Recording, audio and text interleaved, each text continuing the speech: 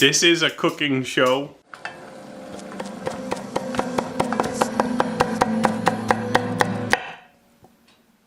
Hi, I'm Phil. Hi, I'm Kevin. Tonight on the show, welcome to Pretty Good Cooking. Tonight on the show, we're gonna make Dino Nuggie Mountain. This is a children's dinner. It is for fun. The concept of Dino Nuggie Mountain is you get the chicken nuggies that look like dinosaurs, and then you build a mountain of mashed potatoes as a volcano, broccoli as trees, and then you use gravy as the lava where the dinosaurs drink from the lava or go extinct, something like that. So let's begin with making our mashed potatoes.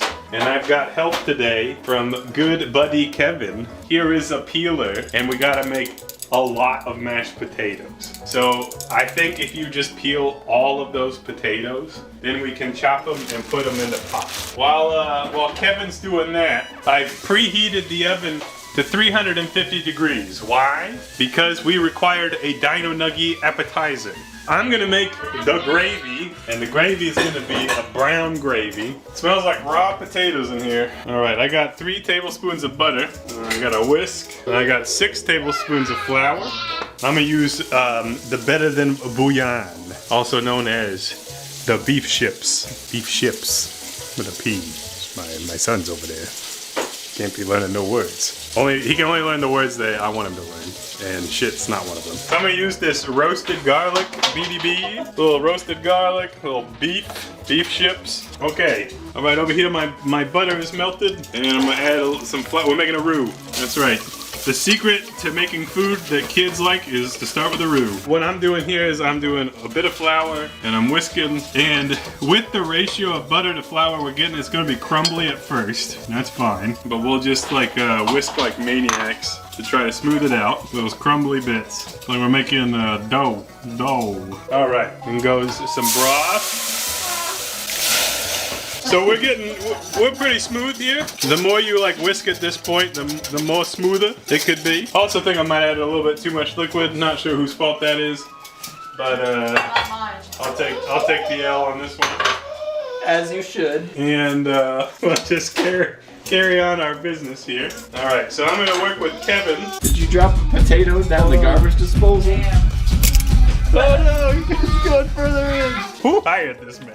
All right, let's make our taters. Up to you if you want to do this, but you can throw in a clove or 2 of garlic while they boil for enhanced garlic flavor, and it'll just mash in with the potatoes. Some salt for my potatoes. I never got that garlic in there, but you literally can just crack it and stack it. Boop. So, my plan for execution here is get the mashed potatoes mostly done, and then I'm gonna put the Dino Nugs in, and then I'm gonna cook the broccoli so that some of the food can be hot. I don't think all the food is gonna be hot. And also when you're like playing with food, such as we are, and we're being silly with the presentation, the food's not gonna be like the optimal temperature, which is okay. Because if it is the optimal temperature to eat, it will be hard to place it in the diorama of fun. Okay, my potatoes are cooked, and I'm gonna fish them out of this pot in a silly manner, which is doing this and then just popping them. Actually, that doesn't make any sense. What am I thinking here? Right, so take 2 potatoes into this bowl. So the best mashed potatoes are like the least healthy for you. So you might use butter and cream. I don't have heavy cream, so we might have a little half and half and some butter. So I'm gonna have Captain Kevin be the masher, and I'm just gonna dump this half and half in there.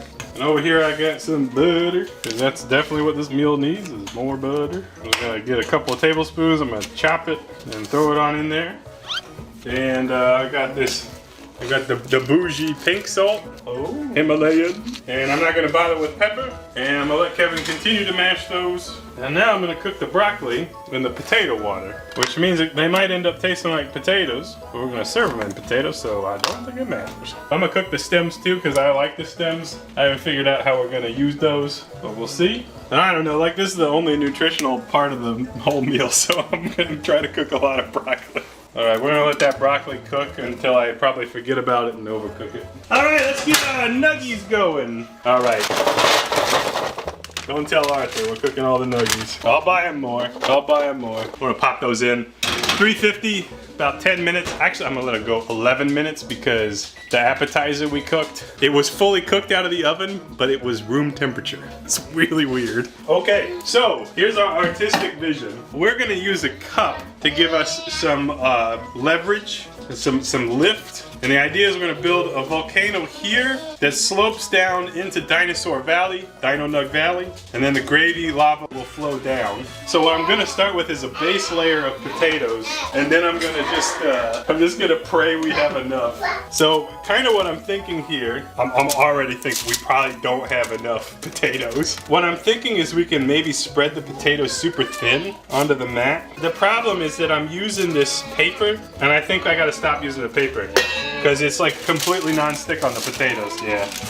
Alright, so ditching the paper was definitely the right call. I feel like I'm making progress here on Dinosaur Valley. I'm running out of taters! It's okay though, I got an idea. Which is that we just don't have universal potato coverage on the bottom. We need more taters! Okay, so here's my new vision. We're gonna have the mountain here, and then it's gonna pool, and the Dino Nugs will be around here, and then there might be like a gravy side river. Here I am shaping the top of the volcano. I think it's working. Yeah, that's working. Yeah, okay. I'm gonna add some broccoli trees. I think my broccoli is, like I expected, a little bit overcooked. Good, nice and kid-friendly. Ow. The nugs are once again lukewarm coming out of this oven. But they are fully cooked. So, have a few trees. So now we place the Dino Nugs in and around all over the place. And they do, in fact, move in herds. Also, I think there's only 2 kinds of dinosaurs in this particular type of Dino Nug. Okay, I'm doing some Kale enhancements. Yeah, it's not really working, so I'm just gonna put it there. I think we should have a casualty. This guy's been blasted by the lava, and they're like, oh, look at that guy. All right, it's time for the gravy flow. Here we go. Dino Nuggie Mountain, open for business. Just look at that viscous flow. I'm doing it slowly so as not to ruin the aesthetic. This is how fossils are made, kids. I think I'll probably stop about there for our purposes. And that is our Dino Nuggie Mountain. Wow. Okay, so the way that you eat this, I guess, if you wanted to do it in a finger food style, you grab a nuggie and some gravy and potatoes on the nuggie, and you ignore the vegetables because you're a child. It tastes fine. The nuggies are like not that hot.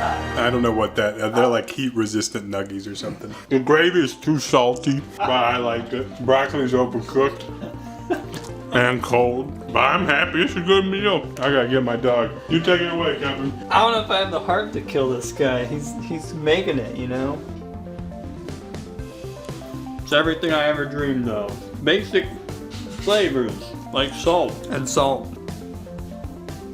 and salt on broccoli. That's how you do it. Tune in next time for more pretty good cooking. Okay, bye.